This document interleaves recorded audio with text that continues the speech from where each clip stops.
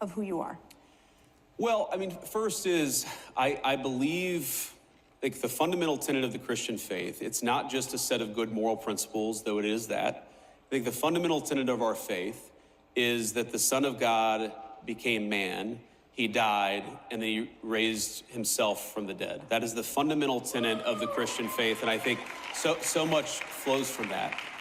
And I think one lesson that flows from that is that we shouldn't fear death. Of course, death is a very bad thing, but there are much more terrible things than just losing one's life, and importantly, you could lose one's soul.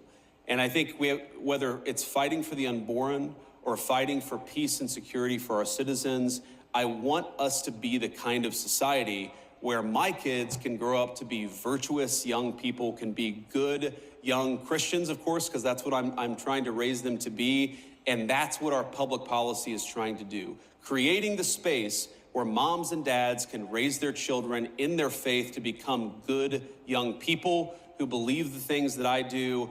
That is what I'm trying to create, is the space for you, of course, to raise your children as you see fit, but the space for me to raise my kids to be the kind of young people that I think they ought to be.